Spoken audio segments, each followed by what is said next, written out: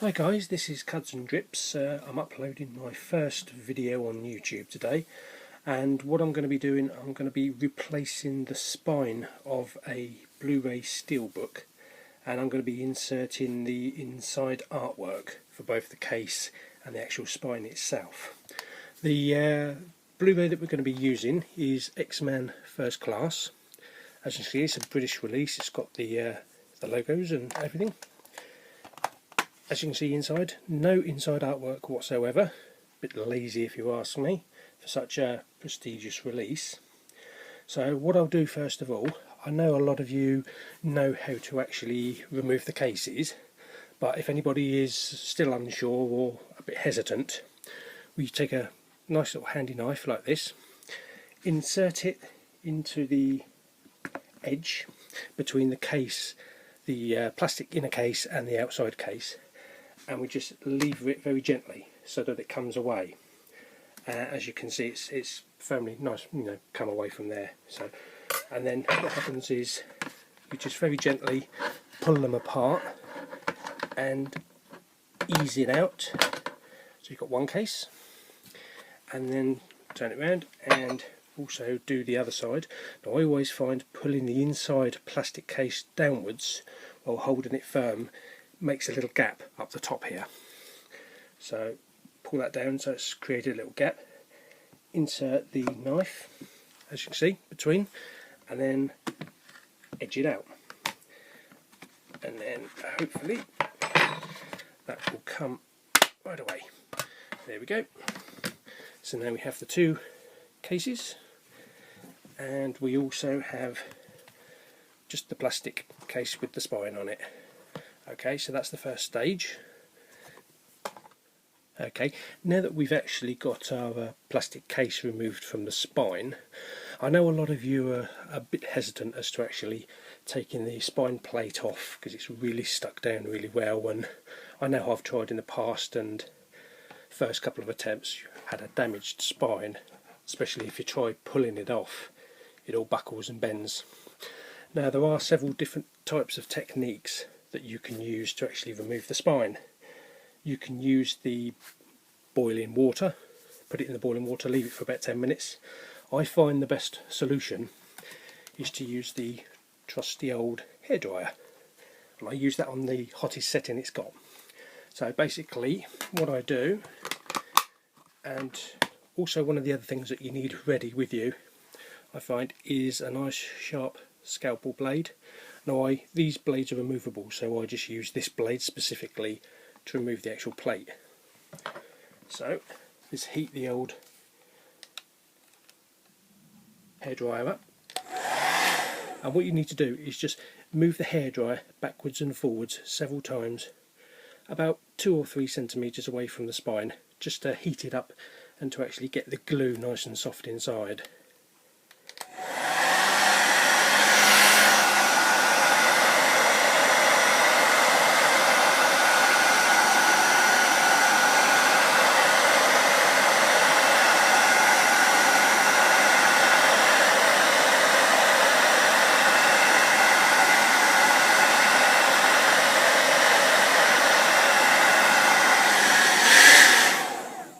Okay, now that's done. Now what you need to do is get your knife and very carefully insert it underneath. See, as you can see there, the knife is underneath the between the plastic and the plate. Now what you need to do is slide it across very slowly, just sliding it like a seesaw motion. Now don't pull the blade out, and don't edge it outwards, because you'll bend it in the middle. So just keep sliding it across. As you can see, it's coming away, it's taking some of the glue with it as well.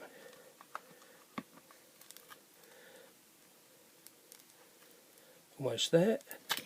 Okay, and there we go.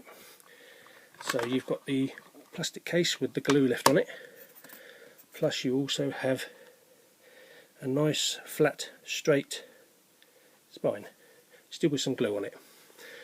And then the next thing to do is to remove some of the glue from here. So I find the best thing to do first of all is to use the old finger technique just to roll the glue across. Now you're not going to remove all of it.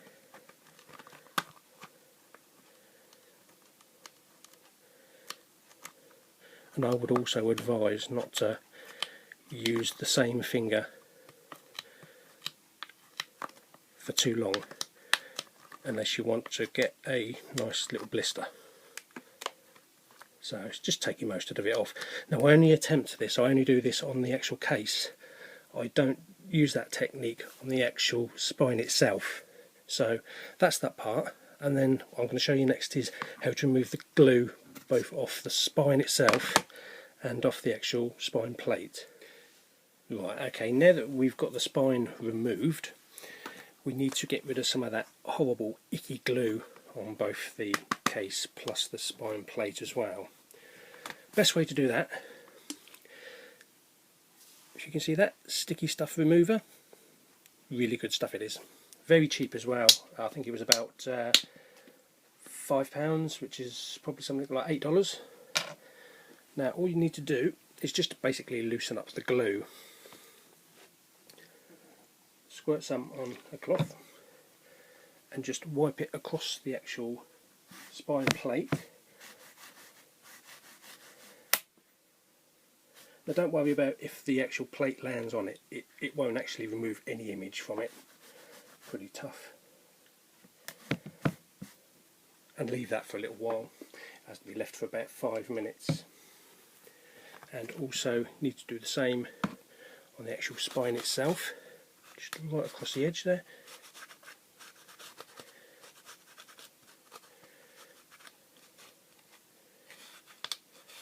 And that just needs to be left for about 5 minutes so that it can react with the glue. Right guys, well I'm back again. Just finished taking all the glue off, and as you can see it's now, if you can get a good angle on that, really shiny. So all the glue's been completely removed. Just got the spine, and also as you can see it's a nice clear spine. So that's that.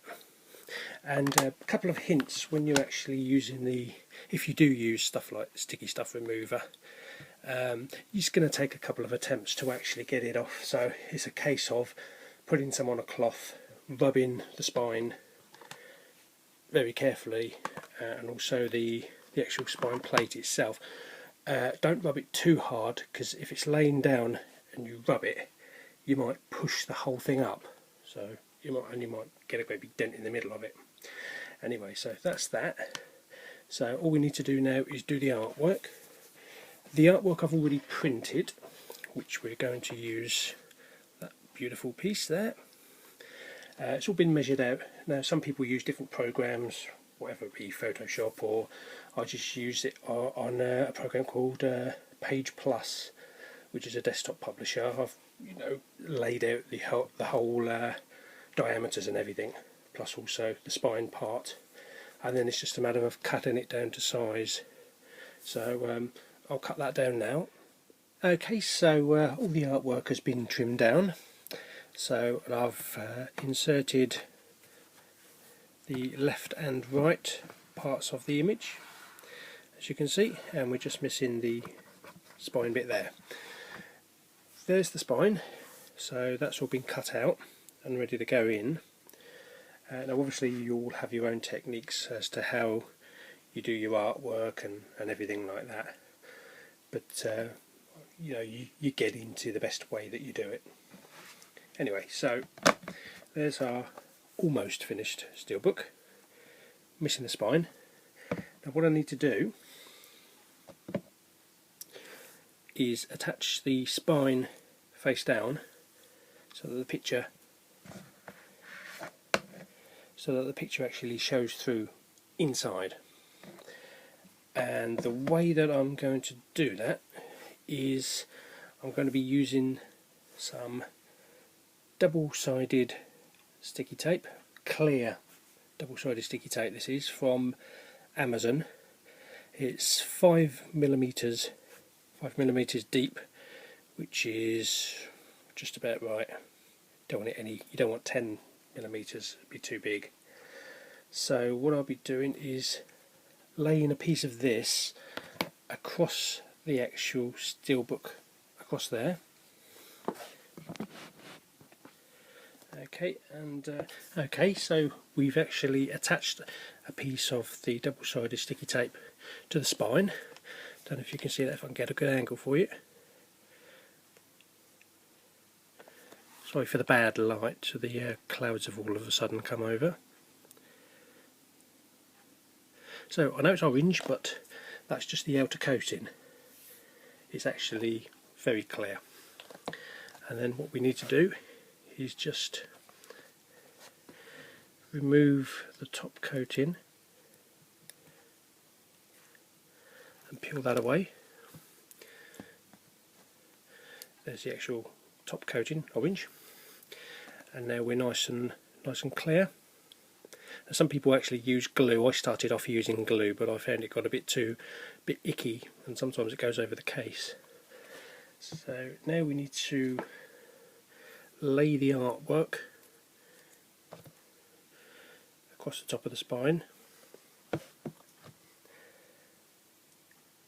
and obviously make sure you actually do get it up the right way when you're putting it on, because once it's on you're not going to get it off.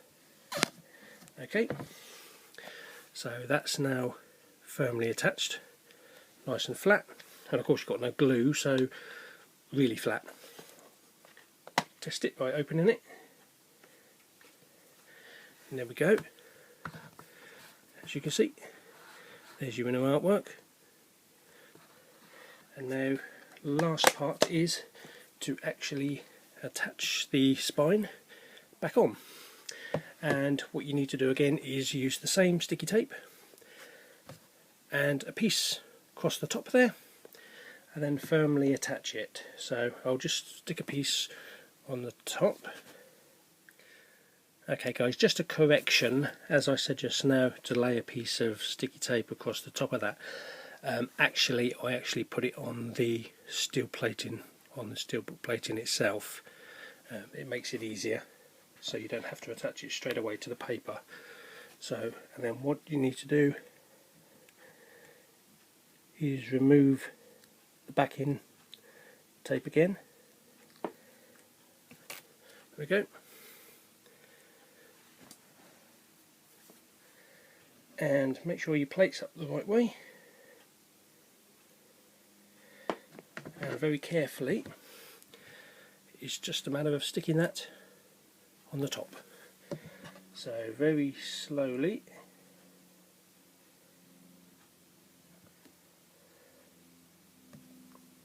attach it piece by piece all the way down,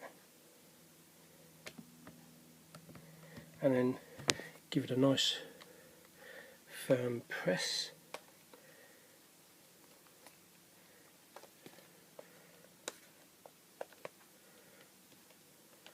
Okay, so there we are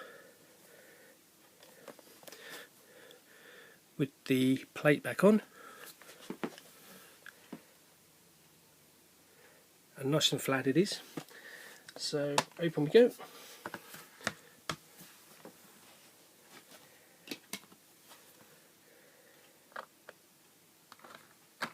And then placing the old discs in.